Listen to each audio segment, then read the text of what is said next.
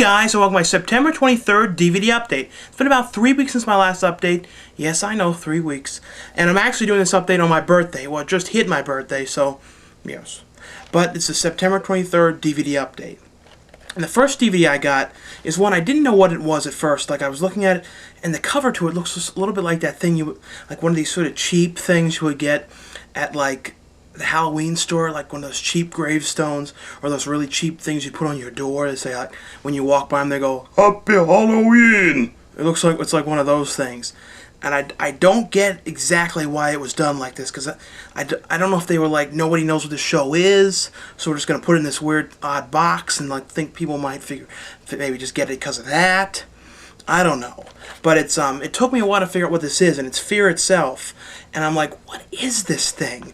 And I was reading it's like an anthology series, and I figured out what it was is it's when Massive Horror went off Showtime. It was picked up, I guess, like by network TV, NBC or something. And this is like the censored version of the show. Not only censored, it's basically a network TV version of the series. Well, it's the same, directors, Massive Horror. Some that really aren't really Massive Horror, though. Like some newer directors, I guess, that just did it because they're trying to fill the slots. But basically, it's them trying to doing these like supernatural stories and horror stories, but they're keeping them kind of PG-13ish because they can't have bad words. Although it does have director's cuts of a few episodes, and the episodes are not bad. I watched the one in prison, which was really cool. The one when it was like this neighborhood where if you move in, there's all these rules about everything, which was very similar to the Colony episode. One that I liked, written, I think there was John Landis did. It was about this woman getting married, and she gets a letter that says the man you're marrying is a serial killer. The person you're marrying is a serial killer. I don't. It's pretty good. The thing is, this case and this way that it's done is so cheap. I mean, it's very unexcusable. This is like one of those really cheap, like, collection CDs you would get at the Halloween store with music. And it was real poorly labeled like this. And then like the discs are in there like this, double back on each other. So one disc and right behind it is the other one. I've never seen a thing done like this. It was almost like they just wanted to get this thing out there, like, let's get this out and be done with it. And I really think that's what they did with this. The next one I got, I would check it out though. It's very cheap. I think it's like $19 for the whole series. If it was Massive Horror for all those episodes, it would be like, you buy each episode individually for like $10. So do the math on that. But the next one I got is Kel Mitchell. Yes, Kel Mitchell from Keenan Kel's return film.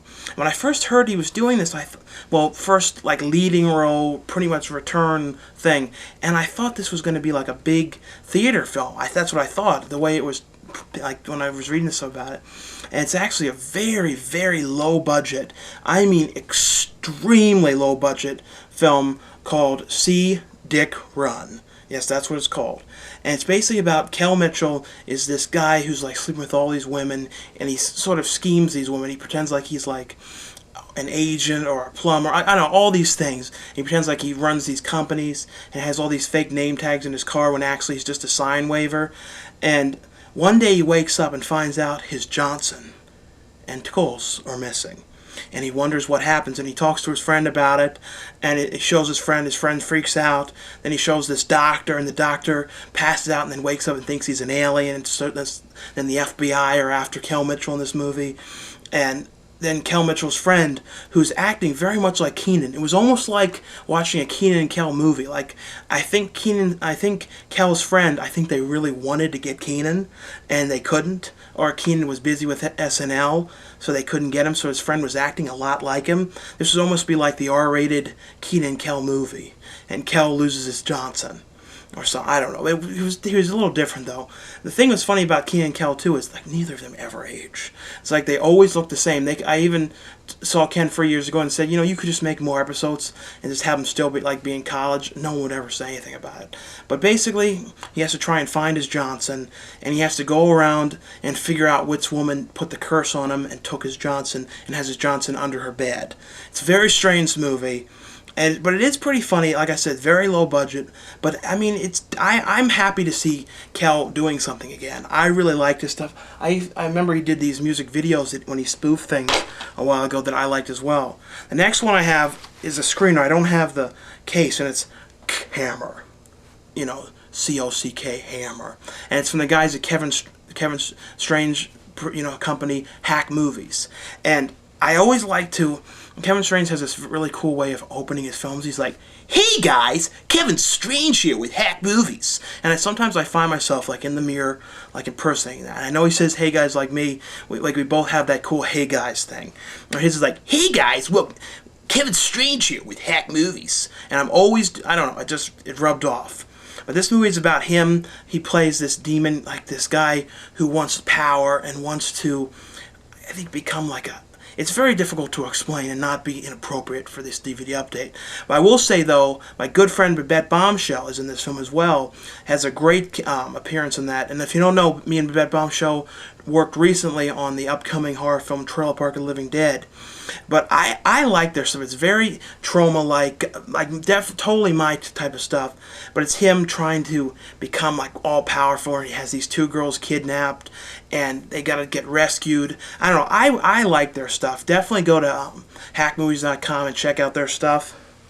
Now the next stuff I got, I remember when these first came out, these Goosebumps DVDs, they used to actually have like the cover that was on the book, and then they weren't selling well, so they just sort of made these other things to try and, I guess fool people into thinking there's something different. But it's the Goosebumps. Like, then they have 3 episodes on each of these. I don't know. I like these Goosebumps shows. They came after Afraid of the Dark. I think Afraid of the Dark was in like the later seasons that weren't as good. When these came out, they were like 96. I think I was in like the 5th grade or something. What's funny in this, though, I thought was funny, was inside of it, it has use the appropriate safety seat. And it's like, the thing is, if people that were actually watching this thing, it's like telling you how to use safety seats. The thing is that people who are actually watching this film, these things that, were buying them, people that watched this when it was on, they'd be like in their 20s. At least. So why are they worrying about safety seats unless they're trying to say everyone who watched this show then should have kids or something? I don't know. And the only thing of Goosebumps that always kind of bothered me, even as a kid, I noticed the effects in the thing were so damn cheesy. There's this one with these ants, and they're like these cheaply drawn on ants in the background, like, oh no, there's these ants, and they're like cheaply drawn in the ice cream shop. There's a few shots of real ants. That's the only thing about Goosebumps is I don't know, there's just something so cheap about the effects. Are You Afraid of the Dark, though, the effects were done more practically, and they didn't try and do all those like over the top effects, and they look good. But Goosebumps ones never look good. The makeup was good though. And I also got this one, the Attack of the Jack-o'-lanterns. So I still have to look at this. Now the next one I actually heard about for the first time on the Rough Cuts channel, which I'm on. Katie reviewed this, and it's called Lost in America, and it's a Albert Brooks film who also did Defending Your Life, which I love, which is about they die and then like what happens afterwards, and a very interesting take on everything. The Albert Brooks Lost in America, though, was about this couple that Albert Brooks didn't end up getting this promotion. He kind of flips out, and he has the idea to go on get rid of everything, sell off all their property, and take all their money and have a nest egg and buy an RV and drive across America, find where they want to go, and like have no responsibilities. But what happens is the first stop they have is to get remarried in Las Vegas. And Albert Brooks' wife ends up losing all their money gambling at night. So they only have like $300 left, and then they have to end up getting these crap jobs, and it's like them with all these issues afterwards. It's a very funny movie. The next one I turned off after a minute. It sucked. Drifter, Henry Lee Lucas. Pew. Now I got these ones from Inet Video, I believe. I'm going to put the link to where I got these. They're Canadian DVDs. I don't even think you can get in America. But you can get them through this site, though, and have them shipped here. And it's The Gate 2, Return to the Nightmare. And this is the sequel to The Gate, which is actually coming out. The first movie is actually getting remade, which I'm actually excited about this only because Alex Winter, who played Bill from Bill and Ted, is directing it. And believe me, if he's doing it, I'll accept it, even if it's Bud Duke. You know, I'm alright with that. It's like, I'm glad to see him doing stuff. But, this is the sequel to The Gate, and the main kid from The Gate comes back, and it's him trying to help his, like, summon up the demons again to help his father get his life back together. And the problem is, like, everything they summon, like, turns to sheet. So, like, you know, it's very strange, but everything it was alright. That's all I can say. It's just, I don't know. It's very hard to explain. And the next one I got is Deepstar Six, which is one I always remembered. Like my dad years ago in the basement, he had all these VHS tapes with these horror movies, and he was always like, "Sean, this is when I was little, like 7 and 8. He's like, don't watch these are rated R, is not for you."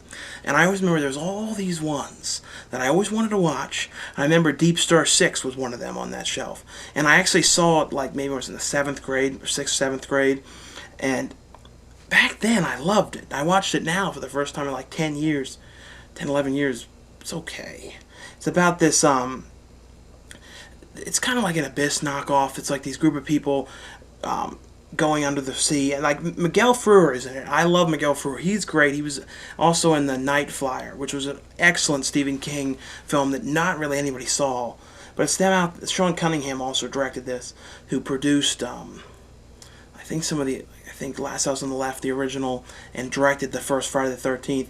It's them, this ship, and then they come across this mine hole in the ground, they blow it up, and then this creature comes out and starts attacking them. There are a few cool sequences in this, but all in all, it's not the greatest thing.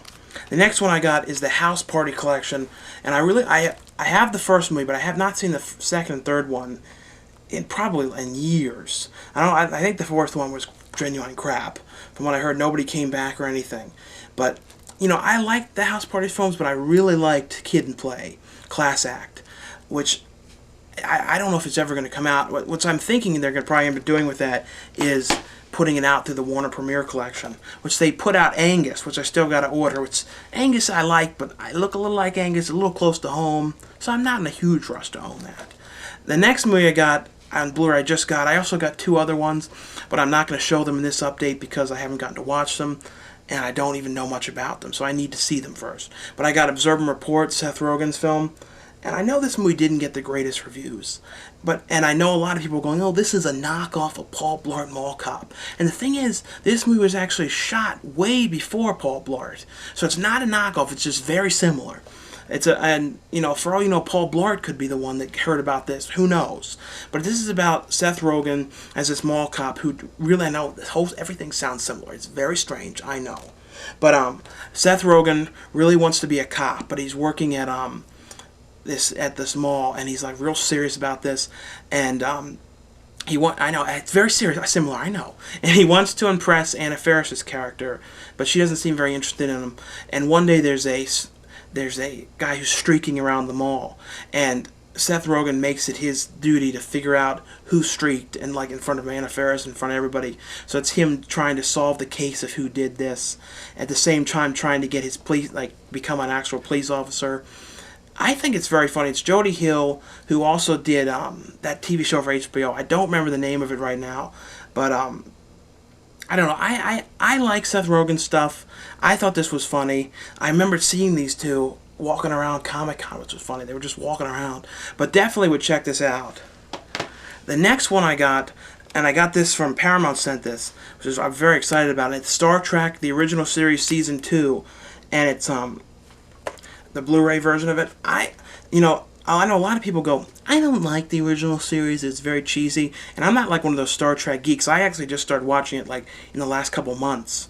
Because I like old stuff, and it has like that Gilligan's Island kind of quality to it, where it's got that slight cheesiness and that funness. It's the kind of thing you can just watch and sort of just chill out with. It's not like one of those like extreme problematic issue shows or anything like that. But the problem is it didn't have like descriptions in it, so it's hard to explain the ones I watched. I watched the one it was like the guy who was like the god in it, and he was destroying the earth and wanted to people to bow to him and everything. I don't know, there's so many different episodes of this thing. The thing that I find amazing about it, though, is how well it was cleaned up for Blu-ray. I mean, the quality in this is better than a lot of new movies.